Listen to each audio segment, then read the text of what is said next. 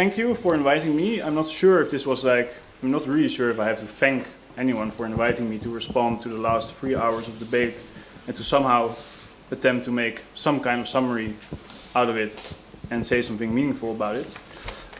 I'll also warn you that this is the very first time that I've ever given a summary instead of a series of statements, so you'll have to bear with me.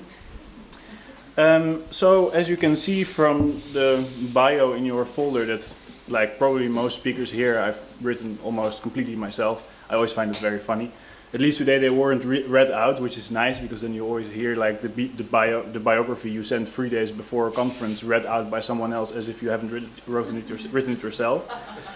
So that was spared, that's nice. As you can see from that bio, I am a visual artist and I've collaborated with Buck in the past year on the New World Academy, which is a new institution developed by an artist in collaboration with an artistic institution. I think it also articulates something of Buck's wish to no longer think necessarily in terms of exhibitions, but as a co-institutor. I don't know if that's a word, but as a force that can help to co-institute alternative public bodies or public spheres that are initiated through the arts, but supported by the network that an institution like Buck has. So I think the New World Academy in that sense is a relevant case study because it attempts to re-articulate both the place of the art institution, but also the role of artists when it comes to a more structural engagement with with social and political issues. Why? Because it allows for a move from what I would say is the difference between developing a project as an artist, which can be exhibited or which can take so many months in a specific neighborhood or whatever, and an organization.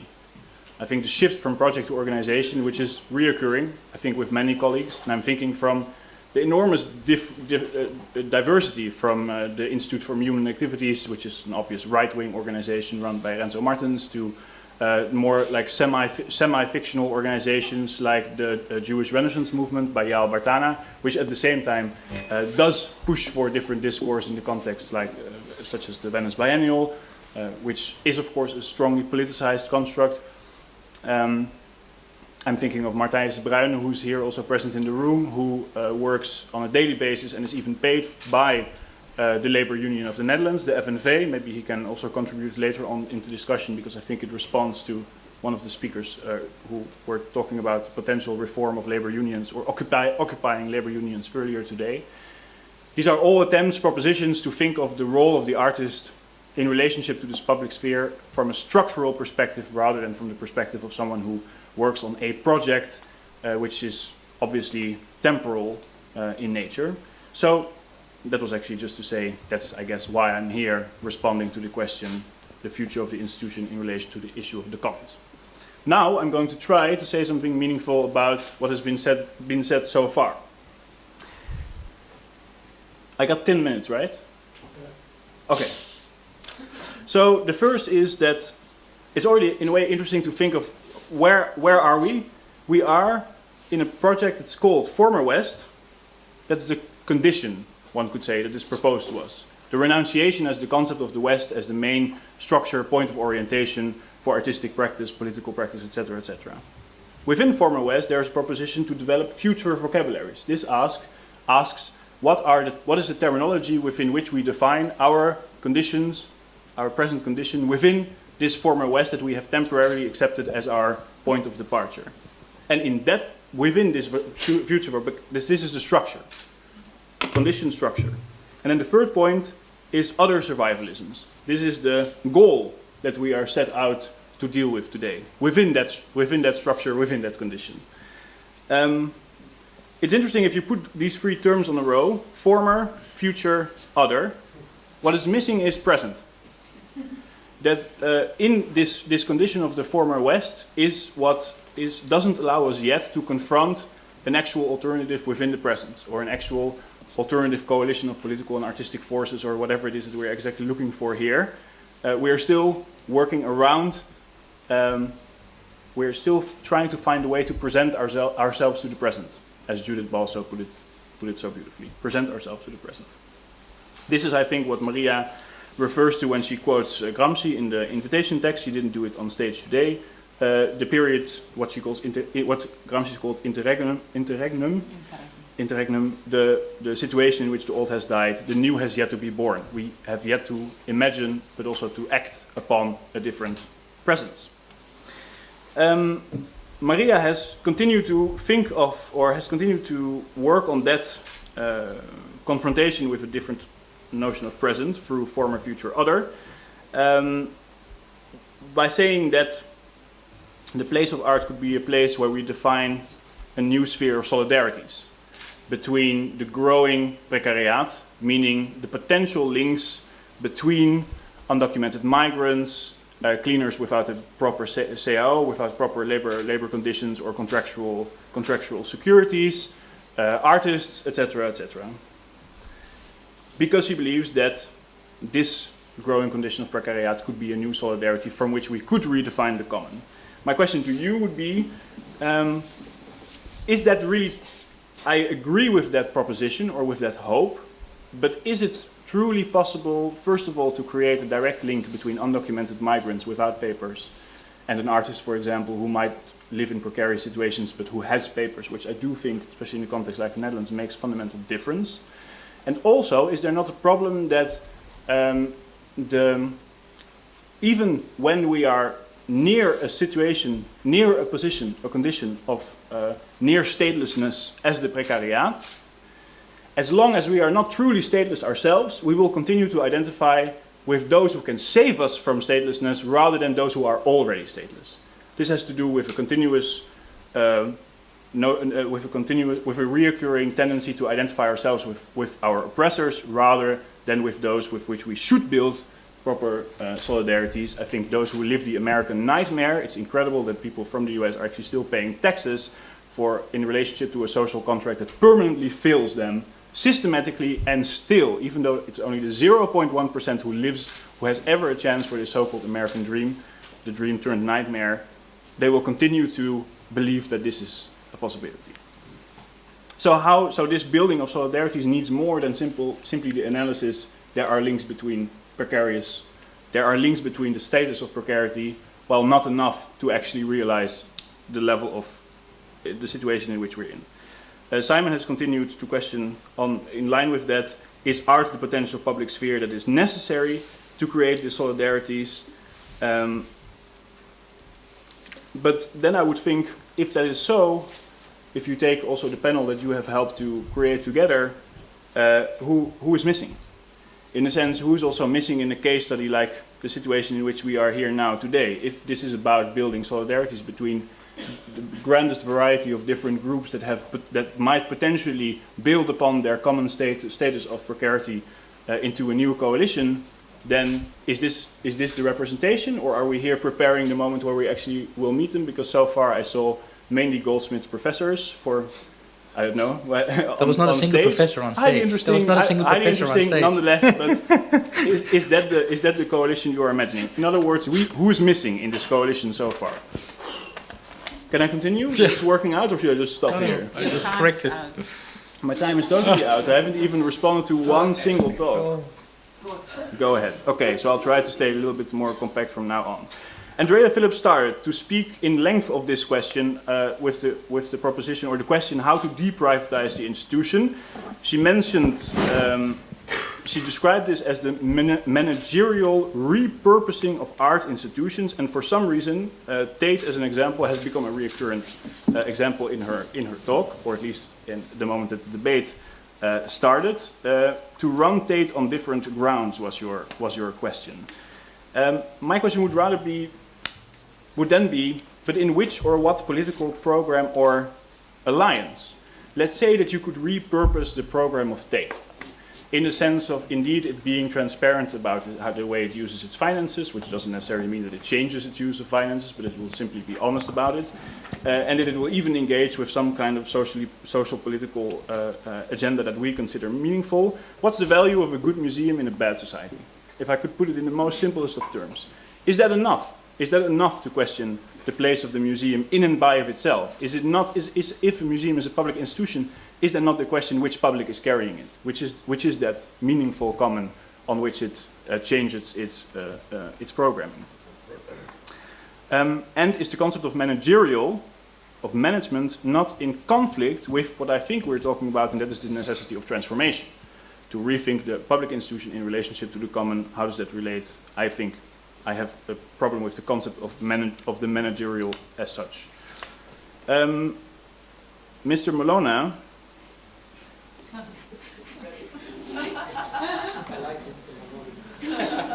continued, which every time someone refers to I hear Mao, but maybe that's my own, that's a kind of twist of my own. You spoke of yourself as an anthropologist who sees the resurrection of the common, so the reoccurrence of the common in current debate, as symptomatic for the actual loss of the common in the political realm. So seeing that politics is not capable of structuring the common, it has become a reoccurring theme with the growing precariat that Maria already described. So, and with that you saw a shift of discourse of opposing concept. Vertical is bad, horizontal is good, social is good, market is bad, even though you seem to refer to a situation in which politics and the political were not necessarily in divide.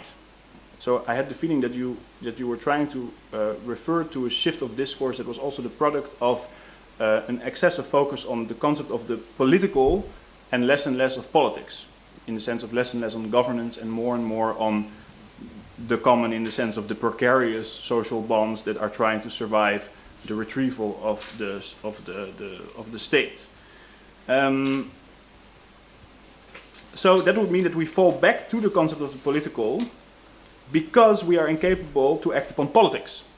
And you mentioned Editorial as one of a great example of a very important group, but also a group that in a way comes as a response to a crisis rather than being the initiators before that crisis hits the fan, to put it kind of badly. And you ask, could this not be different? Could this not be different in the sense of, could we actually act upon the notion of the common before a crisis? But with that, I was thinking, are you not questioning the very conditions of revolutionary practice itself? Because is the condition of a revolution not that it has to be too late in order to act? Because it's only in that fundamental crisis that creates the true common. In the sense, there's no one to identify, there's no oppressor to identify ourselves with anymore. Because there's truly, factually, no one who will save us. And that is the moment that a radical common, in the sense of a revolutionary entity, is capable to manifest itself and oppose the conditions of its present existence. This, at least, is, I think, is the analysis of revolutionary conditions from a more, let's say, Marxist perspective.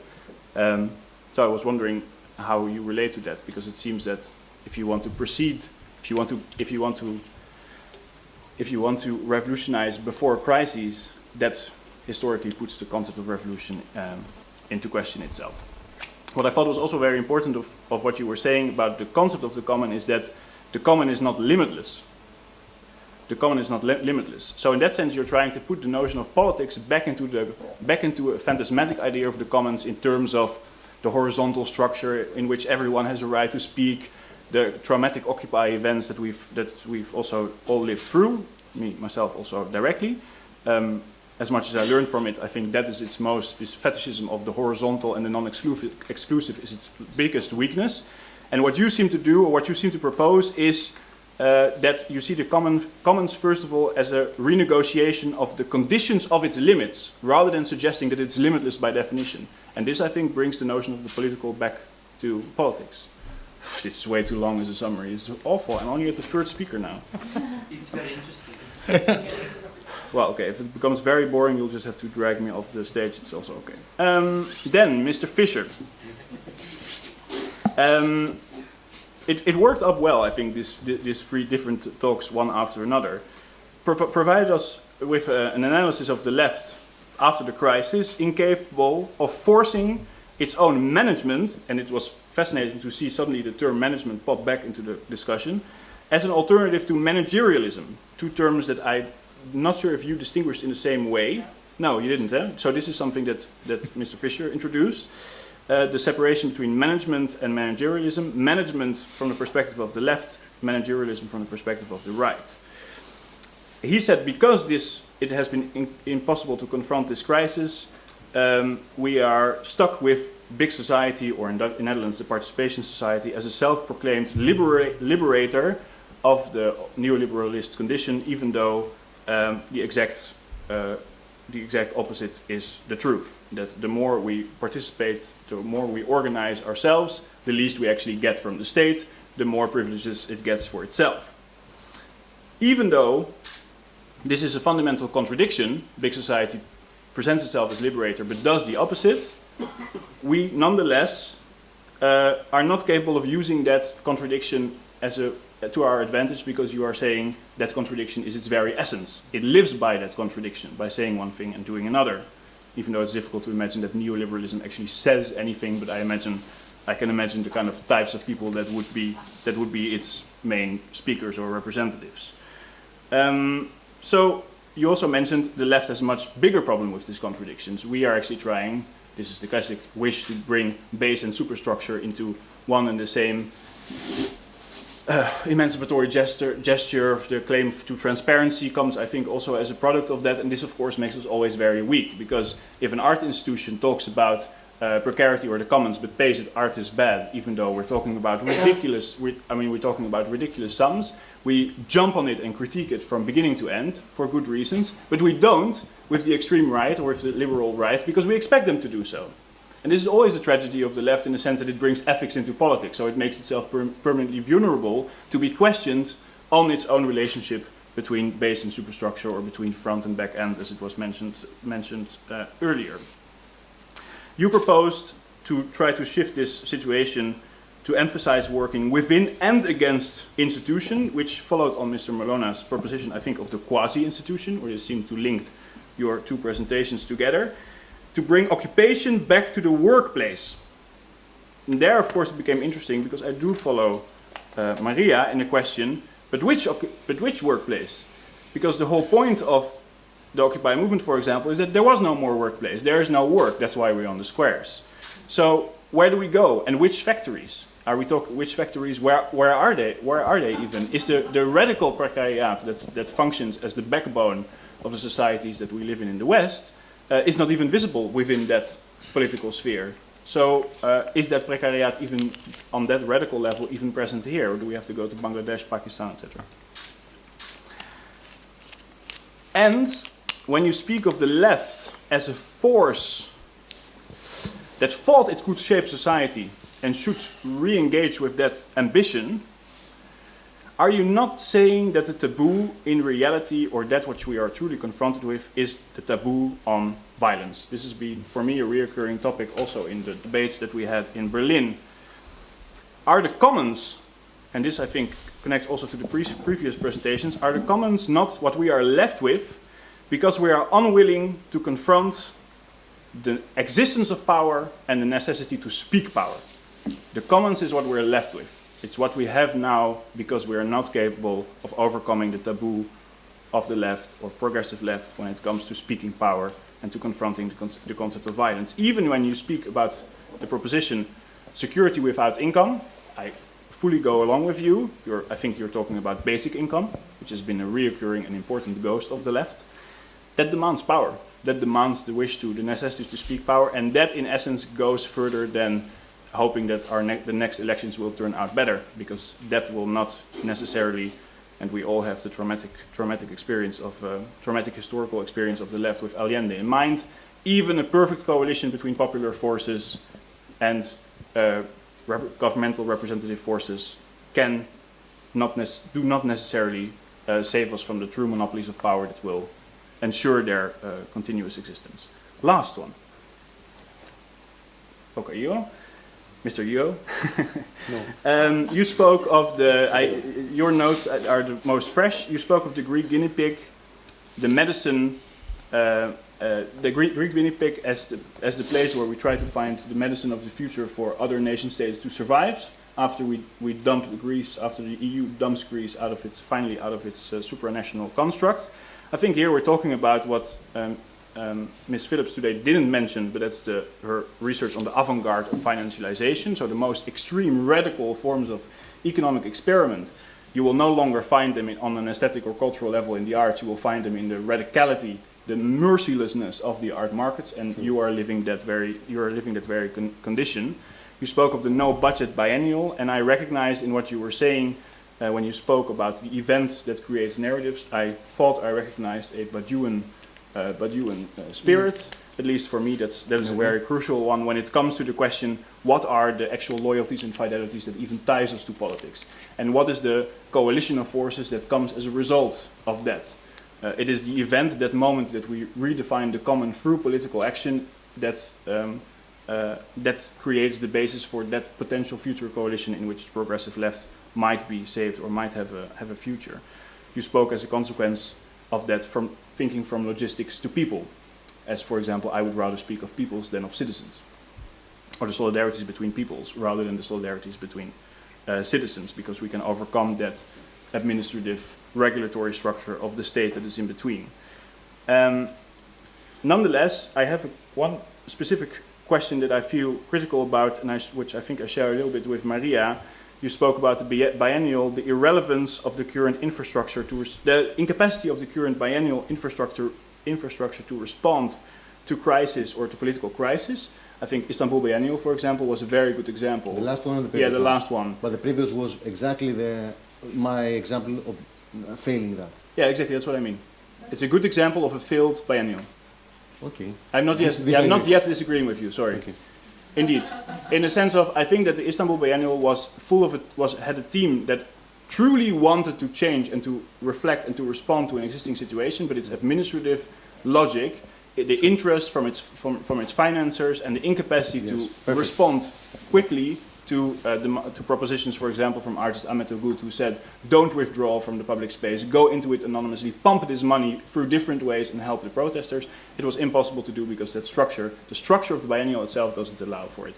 So I understand that you say the crisis in Greece was a moment to reinvent the concept of the biennial itself. It proves that it can live and that the artist has a legitimacy of speaking with or without the state. Nonetheless, I would say that it is crucial to then continue to emphasize, yes, we can potentially self-organize ourselves without the state, but that means that the state has to give its agency to the citizens.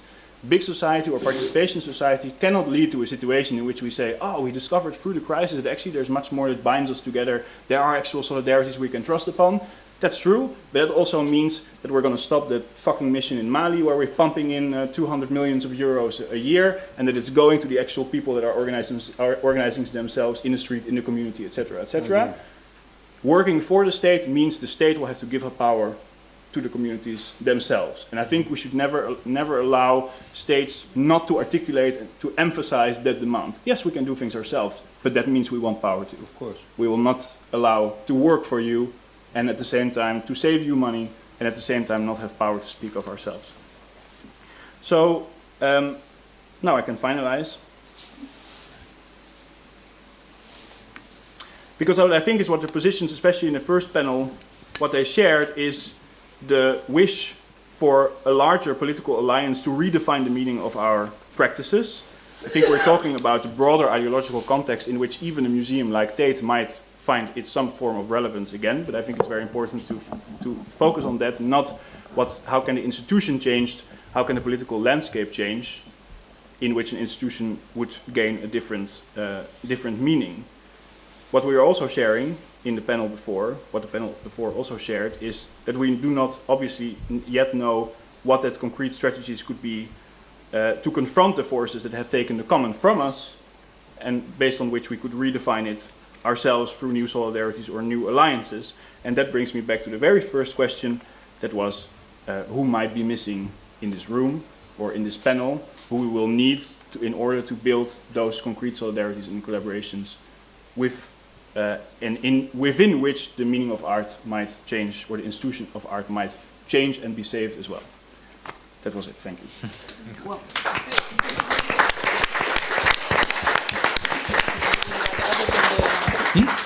question from you.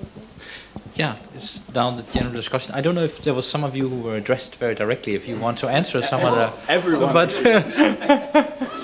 some by mentioning of their names and.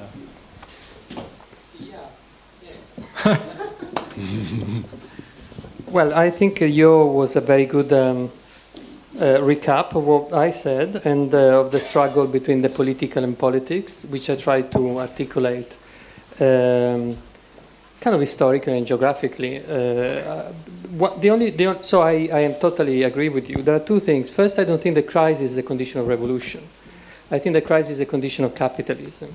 And I think the condition of revolution, actually, we are living the material condition of revolution. And the Occupy movement was not about not being enough factories around. In fact, it was really a coalition of trade unions, of social movements, of the middle classes, which is a strange notion that we are all kind of not understanding, really. So there is a bifurcation between income and education, between classes we know traditionally. And the economy is going in the same direction. The 99 means that the middle class and the precariat are converging. And that's happening all over the world. It's happening in Brazil, it's happening in China, where actually workers' rights in China are gone so, there have been so much, there is so much labor activism in China now, that some factories are moving back to America. So now we are living in a moment in which the West is re-internalizing labor. And we have to be very wary of the fact that capital is moving around, and so it's the notion of a precariat. So I'm surprised that you think that factories are not around, and I'm surprised that, that you can read this phenomenon as a phenomenon of new class reconfiguration. And the second issue, I guess more on the kind of practical level, is that I, together with Irit Rogov, have put together a platform called Free Thought that articulates art, activism, pedagogy outside the world of academia, and we are very, we're very hopeful about this. So we are I'm personally taking some kind of steps towards getting out from institutions that are very, they're factories basically. University are factories, and even if our contract is permanent, we can be sacked very easily. So. Can I, Mao, if you have a mic, can I just add a question? Because I heard an echo of an opinion that's relatively common, and that about the commons, relatively common argument about the commons, that it's basically crumbles. What is it? Crumbles from a bankrupt Western banquet. Mm-hmm. Yeah. That we picking up and pretending we're discovering some new whatever. Yeah. How do you stand towards this? Is commons that kind of crumbles from that Western banquet, and we trying to make theoretically something out of nothing, or where are we with that kind of position? Well, yes, I mean, I agree that the common is certainly going to be this here in this context, in the Nordic context. And it's been like that in Athens. I think it's been articulated. But I think that more importantly, I think it would be important to rethink the idea of the West. So when we rethink the idea of Europe, for instance, Europe was being thought as a space that could be counter-hegemonic to America. Basically, when it was formed, obviously there was always an imperialist formation within Europe, especially on the kind of East-West front. But for instance, Piketty, this economist, he's been giving two really simple suggestions. First, to pool all the debts of all the nations in Europe. And second, to harmonize all the tax regime. So, if you think about that kind of solidarity, then, or that kind of new way of thinking about space, then some kind of understanding of what these cross-sectional alliances could be, would emerge.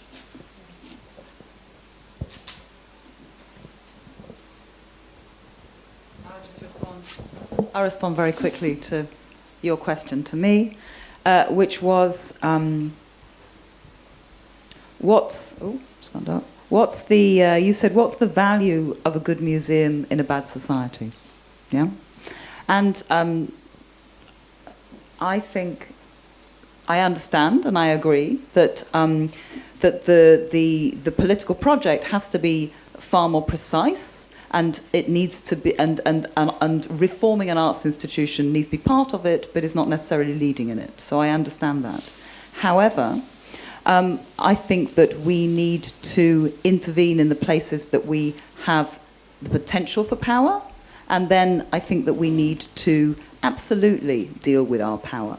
And so I think that when you say to us generally, or in response to us, are we afraid of power? I think my response to that would be my understanding of intervening in Tate or wherever it is, Stedelijk, the showroom, Chisenhall, whatever level it is partially a process of understanding the power of management structures, which I think that as a community of people working within these particular institutions, called arts institutions or cultural institutions, we've been very bad at recognizing. So in a way, it's just a shifting of our attention towards these things in order to understand the intervention can be far stronger if we are clearer with it. So that would be my understanding, if you will, of seizing power.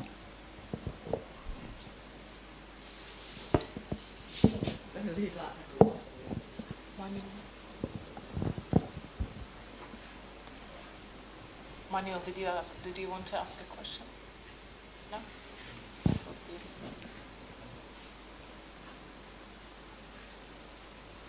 Clara wants to ask.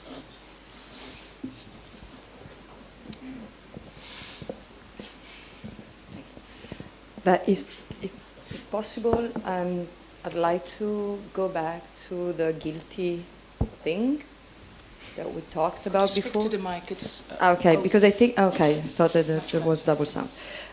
So I would like to go back a little bit on the guilty problem, the fact that is asked to Greece to be guilty and to feel guilty for this help, and I wanted to make two observations about that. The first is that as human beings, when we ask for help to other people and they give it to us, we normally also ask them not to hold it against us, meaning not to make us feeling guilty. So this is a sort of, rather than a cultural thing, I think it's a human kind of behavior that probably disappears where money is, starts to come into the basket. And the second observation is that it seems to me, regarding the difference, in culture, but especially between Greek and German, it seems to me that it's precisely because of the difficulties of dealing with punishment, and punishment is all, it's normally given to someone in order to create a feeling of guilt into that person. So it's precisely because of the difficulties of dealing with punishment and guilt by German people that actually the Second World War happened. So I'm not sure about these cultural differences at all. And, again, my question is, do these kind of differences come up only when money starts coming into the basket? Because, again, at a human level, it seems to me that we are all the same on this subject. Okay, this is in the realm of psychology, of course, and I cannot answer it. Of course, you know the answers already. You gave it yourself. Boris was very kind to bring up the guilt. I thought that linguistically you all knew that there's the same root. But in Greece, what you probably don't know, that χρέος comes with pride. Debt comes with duty. So for Greece, it's duty to the public. So it's a different thing, a different notion. I want to say something practical, because we have people here that are going to be administrators in the future, young people studying. Something strange that we noticed in this year's biennial. It was the first time that we got some money, that we were able to hire people. In fact, the European money comes in such norms that you can't do a biennial, but you can build a street. So you have to change this program that is to build an infrastructure into building a huge exhibition. And so we could hire people. And what happened? The people who usually volunteered in the past biennials refused to work with payment and at some point left. Maybe it sounds strange, but imagine in the cultural sector we don't have paid jobs in Greece. Only very few. In some museums, we don't have many museums, so go figure. But at the same time, we were able to pay recent salaries. I don't get paid, it's a non-profit organization, but we could hire people to work for the first time. To our amazement, And this is what I'm saying. It's something more important going through.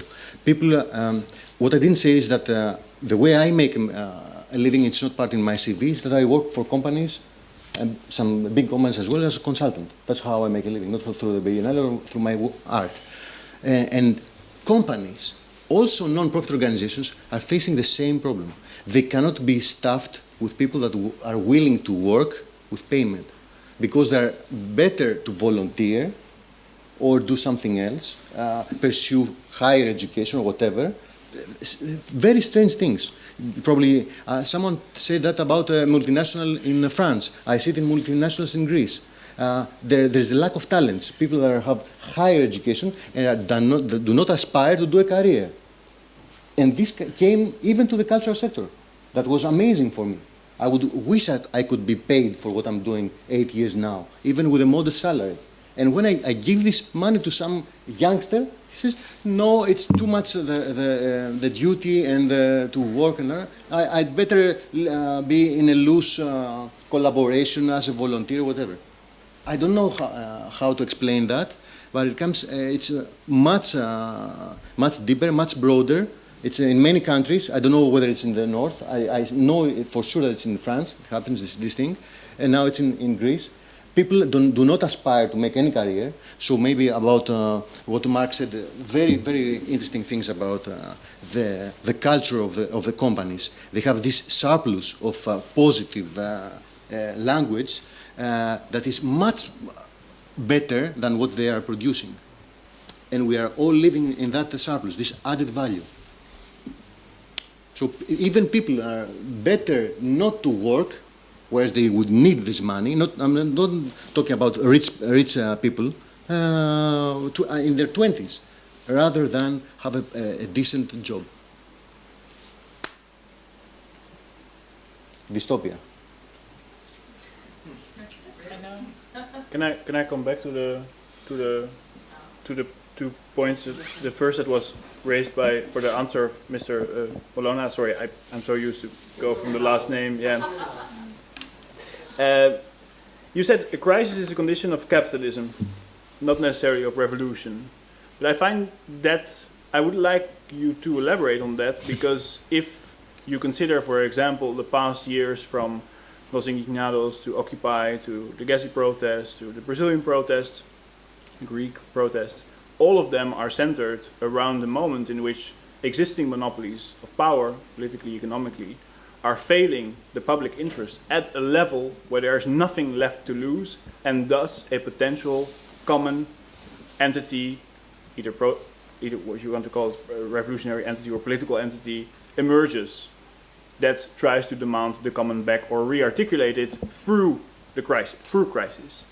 And is that not the crucial dialectics that is at the basis of all important historical revolutionary moments? But maybe that's something that I would like to hear you about that. And then, of course, you are right. Also, if broadening the notion of the factory, there are factories also in the former West.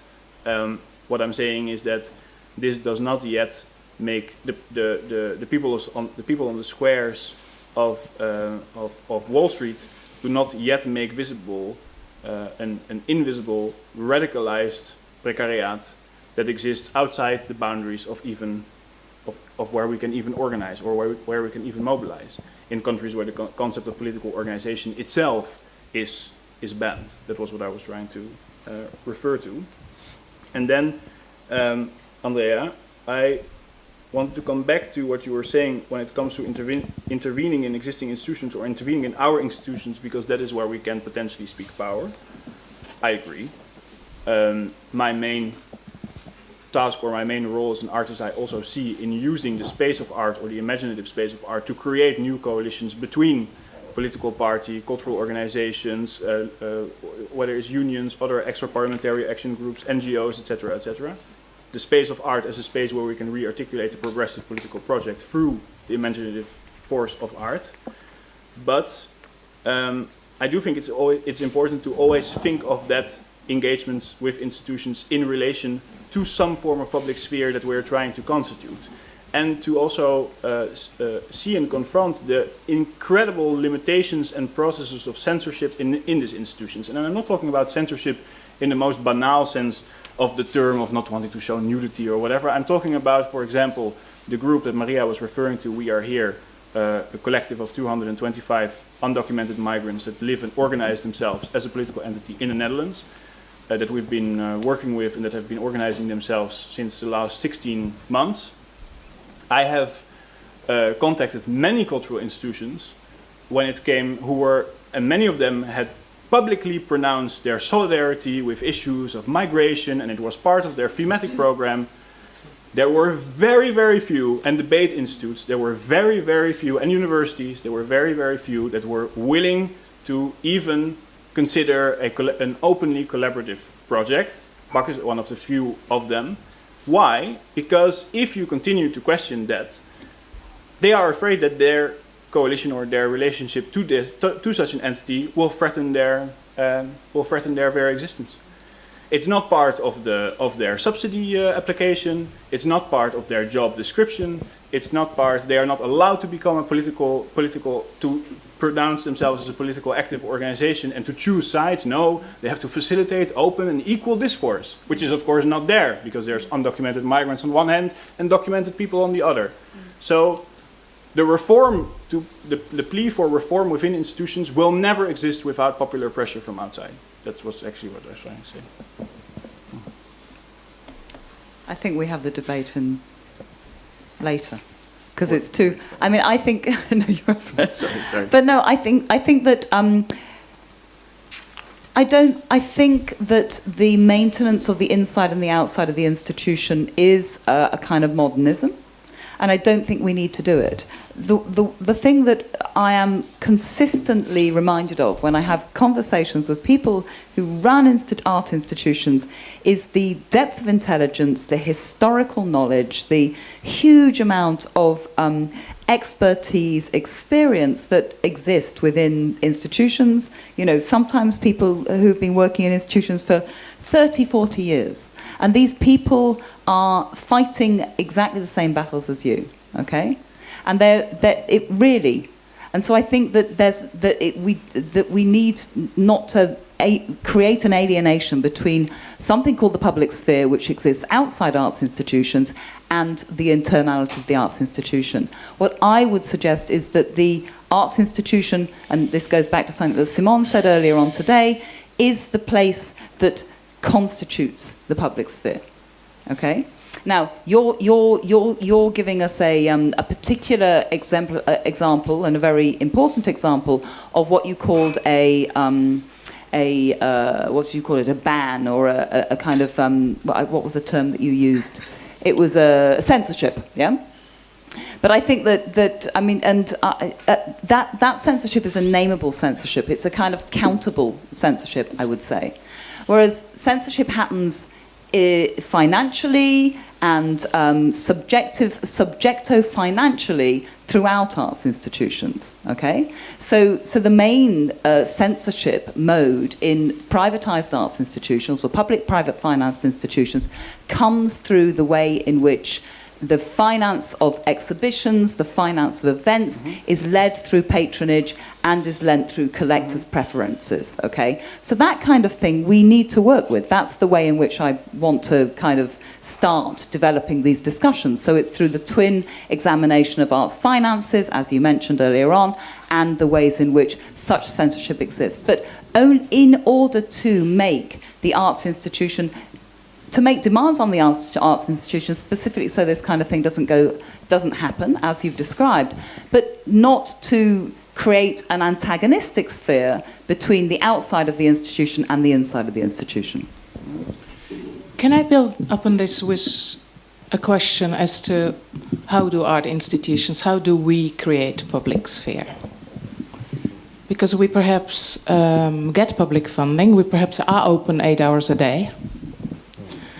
We charge for that visit to that public sphere. And even if we made public ways how we're deciding about our program, it's still not creating public sphere. As an art director, I'm accountable to policy plan I deliver. I'm accountable to my boards.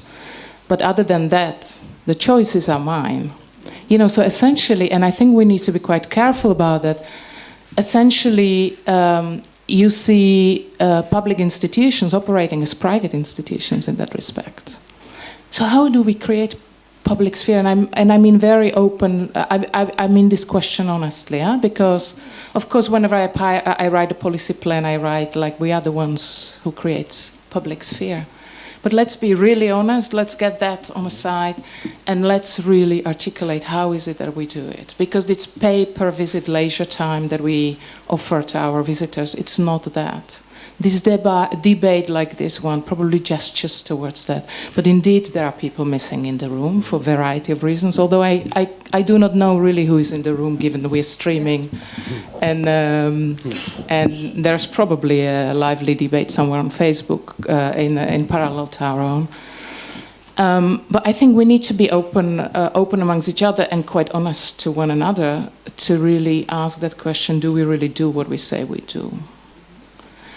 Because in many situations you have kind of two-way system of institutions, or maybe institutions that exist in parallel and operate in different time space, in different financial constellations, and very often institutions that are instituted privately operate on shoestring budgets, actually fulfill the roles that under normal welfare state condition would be guaranteed by those public institutions, while in parallel you have publicly funded institutions where the decision making is the hand of one director, and essentially very often functioning within kind of nepotist way of thinking, operating. Let's be aware of that structure.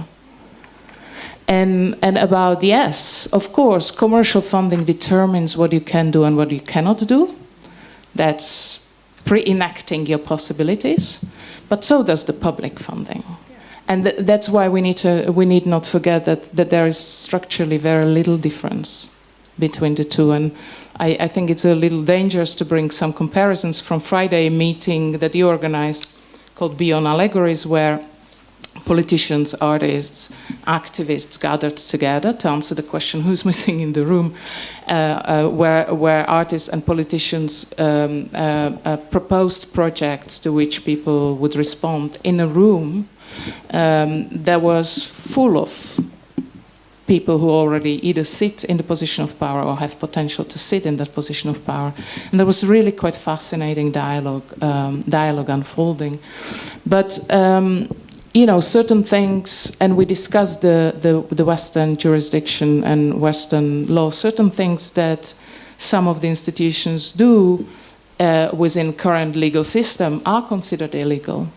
Collaborating with undocumented asylum seekers. Even 4 weeks ago, I believe, the debate in the parliament in the Netherlands was to criminalize illegality, which in effect would render artistic collaboration with these people an illegal act. And I understand why these institutions say we don't do it. Because the public subsidy can be withdrawn, in effect, from that institution. Or there is fear we get occupied by. Our spaces get occupied by asylum seekers, and we will never, etc., etc. So these are really complex issues, and it's sometimes really difficult to find even language how to really articulate that which we're doing. But I don't think that. There's one thing I disagree with, and I think for me it's important to distinguish between different modes of public speaking. So there are different modes of address that produces in a different way. So I don't think that an institution do not produce a public by having an exhibition. I think that produces a specific public. And produce it in a specific way. And maybe one is not happy with that, that's another thing. But then to distinguish between public speaking and public funding, I think is important. So something that's publicly funded and therefore apparently under the scrutiny of politicians, perhaps also press, but certainly of politicians, because the problem is that the politicians think because they're elected, they have the power over public institutions. So they're not common. They're not belong to us. They belong to the politicians because we voted for them. That's their argument. So that I think needs to be separated a little bit. What is kind of public scrutiny? And then the thing that I was trying to allude to a little bit earlier also was that, you know, is this kind of strange elusive thing of the art world, which in this case now is everyone in this room and those watching online, because that's the public mode of address that we have right now, that's producing one specific congregation of an art world public. But is that public is in no way organized in a way that it can create any kind of public debate or scrutiny on the institutions that we are supposedly being addressed by and that we are supposed to inhabit.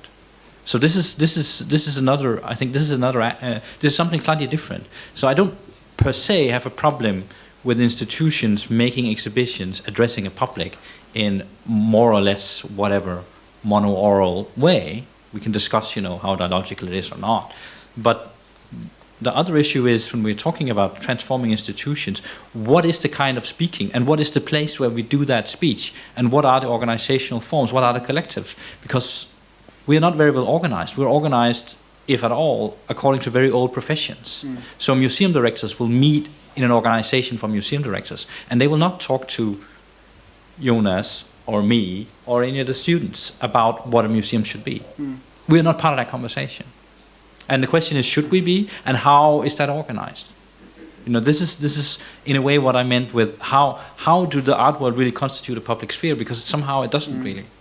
But I agree, because for me, when I asked who is missing, I don't mean to say this room should be in a completely different constellation. But when we're discussing a concept such as the commons or public sphere or the meaning of an institution in relationship to a failing left, and if we consider the progressive left and the history of the progressive left as inherent to popular movements that bring together people from a variety of different backgrounds, which is something that you are also speaking of, in length of which you are speaking, Maria, when you're speaking of redefining the precariat in our current time as a potential of solidarity, then it becomes an important question to ask who is missing. You can also very well have a different meeting, very specialized on a different subject, and I would not everyone has to be there all the time, but especially in relation to the question of the commons, of course, this questioning does become crucial. And to come back, Andrea, to your comment about the art space constitutes a public sphere, and your comment not to create false antagonisms, no false antagonisms. I do also recognize where potential solidarities or alliances can take place. I mean, for God's sake, I even work with political parties, which must mean that I can see potential alliances even when they're functioning in the most corrupt spheres imaginable. But at the same time, I also know very well that even though there are people in the institutions who are solidary with the project of the progressive left and everything that comes with that, they cannot necessarily act upon it because there are mechanisms that will force them to act differently. I mean, you were also closely involved with the last Istanbul Biennial. You know exactly what I'm saying. The intention of you as someone who is at the head of the organization and what happens, there can be fundamental discrepancies, and to overcome these discrepancies, you cannot do it yourself. You will need a public that demands that this institution becomes truly public again. And this pressure is what I refer to as an outside pressure, and as long as institutions operate or create the publics that they are demanded to create from their financiers, whether they are state or market, this public is always a very specific public that serves a very specific goal of a minority, or tends to be a minority interest. And that is exactly where the concept of popular movements comes in. That is where the outside pressure comes in, because that public is not public enough. But this outside pressure, this is what I mean, doesn't seem to exist, you know, in any organized form. I'll let Boris speak in a minute, because I think exactly Istanbul is maybe one case, but you could take other cases. Perhaps you can look at also the Sydney Biennial. You can look at certainly Manifesto, yeah? And I think Manifesto shows whatever one thinks about writing petitions and boycotts as a tool. You know, we can discuss that endlessly. It showed that there is no public that can have an outside pressure on Manifesto. The institution is completely capable of closing up, pulling ranks and saying, we don't need to debate with you because we think it's another more important debate of universal address that we'll bring to Russia. So we're not going to debate with anyone, even if they are high rollers like Klaus Biesenbach, or they're anonymous people from Ireland starting a petition. We're not going to engage in that debate. We'll send a press release. We're not going to do it. End of story. So then, okay, so what is exactly the public democratic role of Manifesto if those who are involved in the arts cannot have that discussion? Because we can't. Yeah, this is so the outside pressure is blocked off from these, and I think Istanbul is exactly the same. There it was, can we participate in political struggle, and an institution in its statutes has, no, we cannot. But isn't, sorry, because I saw you had the microphone in I your want to tell for you to Boris, so go ahead. You're on the stage. I mean, isn't let's say, the crisis around Istanbul Biennial is of course not new. It already started with the curatorial collective who was also confronted with several protesters. So the last biennial, as it was run by Fulia and Andrea as part of the public program, already anticipated upon it by announcing it beforehand, we're going to engage with the public domain. Then the public domain came a little bit quicker than anticipated because mass protests broke out, and suddenly the role of the art institution became a potential obstruction rather than a support of that. But let's say that public pressure already changed the role of the institution of the biennial in the context of Istanbul from being a relatively closed, or let's say from taking place behind closed door, to a program that wanted to anticipate specifically with changing urban structures, the influence of capital on the public space of Istanbul. I'm not saying that that is necessarily the perfect scenario. I'm saying that is a concrete result of pressure that was placed from outside. I don't think so. I don't agree with you, because I think the pressure came because they engaged with social issues. So VHV was criticized because they meddled with politics, and the criticism from the left in Turkey was, this is a corrupt organization funded by a horrible capitalist, therefore you cannot touch politics. But whenever they do a show that says, no, it's called Untitled, it's fine, there's no protests. Yes. So if you stick to aesthetics, there are no protests. If you meddle with politics, with alignment, then there are problems. And I think that's exactly what's happening now with We Are Here. You know, because that it's not only, I think there are these, you know, very clear, obvious, pragmatic reasons why a museum director would think it would be too dangerous. But it's actually dangerous to the very construction, because if you do something with them, it either means that they are also artists, and therefore you break down what it is you're supposed to do as an art institution, because if they're artists, then everybody's an artist. And then what the art institution is supposed to do disappears. And therefore you cannot have We Are Here, as well as you cannot have some other group. So it's not necessarily the politics of that group, it's the fact that the people cannot be artists, you know, regardless of what Rancière says and all the people in the art world who appears to agree with him. If the people are all artists, then there is no art world. Then it's over, finished. And then there's certainly no collectors funding it, and no public funding either. Because its main thrust is that someone can work with aesthetic in a more qualified way than others is lost. Mm-hmm. But that still doesn't, I think it still doesn't finish the argument that public pressure has a function on institutions that at least try to manifest themselves as public. With Manifesto as an example, the reason why there is this pressure in the first place is because at the moment that Manifesto made a decision to work in St. Petersburg with a curator that continuously finds every occasion to say how much art stands above the banality of day-to-day politics, at that moment there is some form of public outcry, because we recognize that something that was almost some form of a public institution protecting a certain idea or hope for an art world that could define the idea of being an artist as more than the craftsman that you were just referring to. That is a moment where this pressure does kick in and does try to put an organization like Manifesto to the test, because there was a promise and we want them to uphold that, or at least to continue to act upon the wish that an institution could one day be an actual public institution and redefine the role of art as something more than making capitalism more beautiful. Mm-hmm. Well, I think that's maybe too widespread a criticism of them. I don't think that's necessarily the only reason why there was a protest against them. But my point of view is just that these protests, these debates have had no effect. So the outside power seems to have absolutely, it's like Teflon. And I think the same thing happens if you directly criticize. I think that happens to all these cultural institutions. If you criticize them directly, then they just completely close. But maybe not immediate effects. Maybe not immediate. I think we need to be careful in denying that possibility that things will incubate. We can hope. Boris, you wanted to say something? Manuel does have a question, but Boris has a microphone. And then someone else. You probably directed to I had a question before, but I was just knocked out by your words, Jonas. Well, we are talking about the Istanbul Biennale and so on, but we are not talking so much about what was going on about art in the square. And during the square in Gezi, in front of it there was a squatted building that was hosting the museum of the protest. It was a museum that was not just showing the culture of the commons of this space, but was operating on the fundamentals of the commons. And I heard, I think it was from you, Andrea, I heard before that the left should take control over the institutions as kind of a statement that the institution pertains to the left. And I found it a bit shocking that talking about the commons, we are differentiating left and right. And I think when talking about the commons, it should be really about everyone.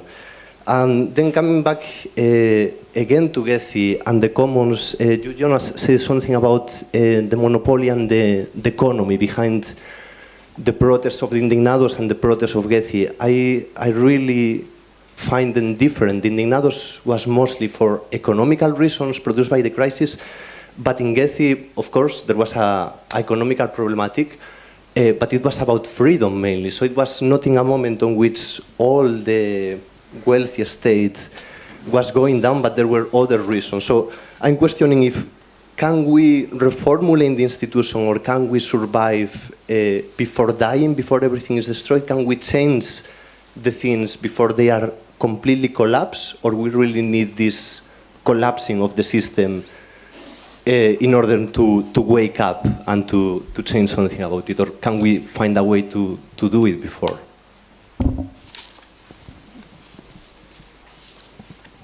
First question, no? One was for you. Well, it wasn't a question, it was more a remark that I see differently this way of appropriating the institution or the commons of the institution towards the left, that I think we should not talk perhaps about left and right when talking about the commons. I think I want to carry on talking about left and right, but I respect your position. Would you like? No, I think you. Okay, I want to come back to this picture. It's really a picture of a good museum in a bad society. And coming back to, we use all the time the notion of society.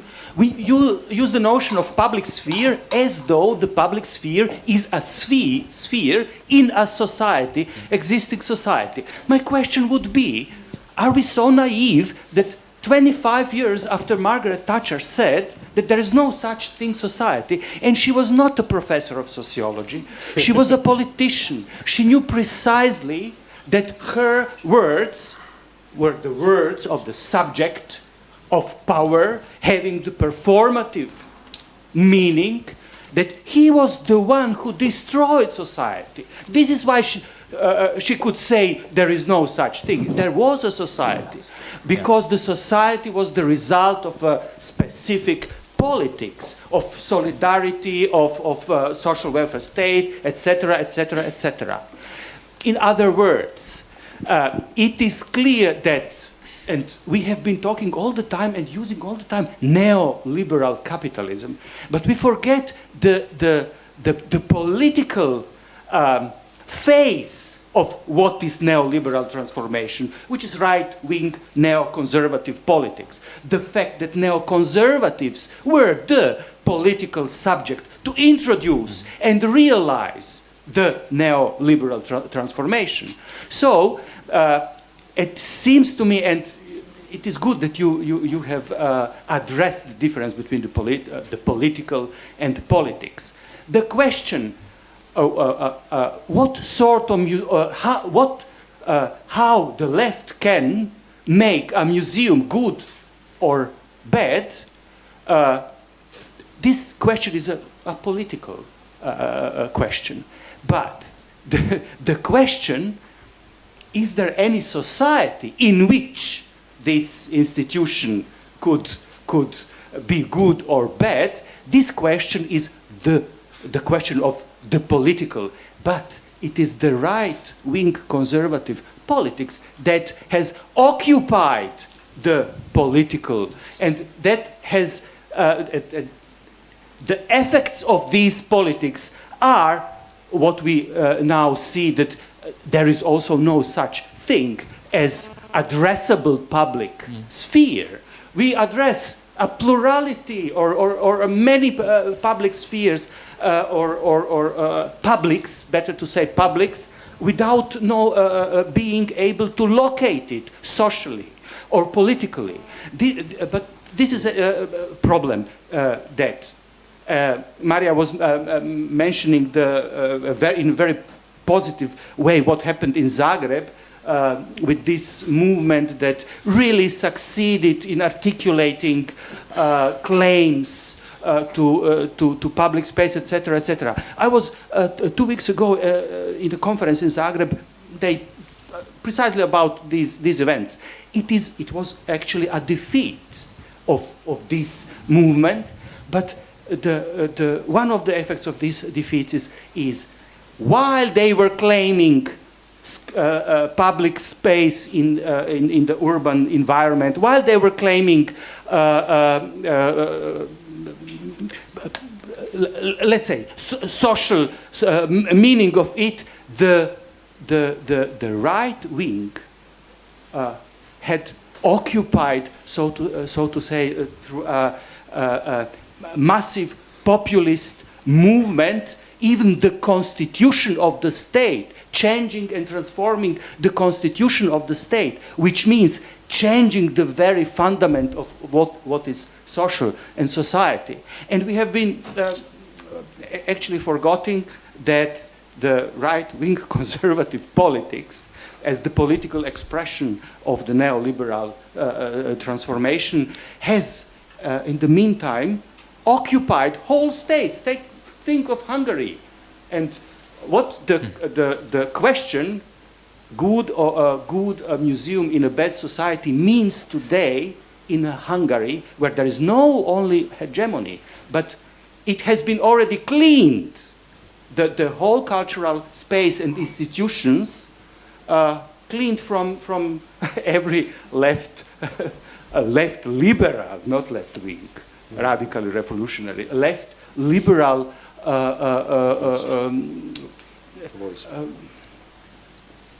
subject. Subject. It's a very positive. It is not that I have no word, but it is difficult to say what it is. So I think the question about occupying institutions is the question about occupying this question. What is the social, which is the question of the political. Now the political is again in question. Thank you. Okay, thanks, Boris. I've just been told we have to end now. We can continue this over drinks. I think maybe we will even talk about Hungary a little bit tomorrow. I just want to add one note to the Thatcher quote.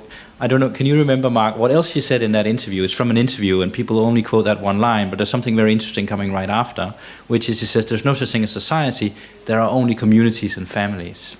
So you will see that a conservative, that's the individuals, yeah? And family. So it's very, it's very, I think, very, telling for the time that has come after, right? And the situation we're in now, and this conservative values. So anyway, is it always a hopeful note? Yes. So, and on this hopeful note, I just would like to thank all the speakers, Simon, to you for carrying us through the afternoon.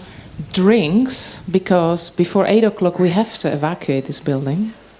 So thank you, all of you, and the drinks outside.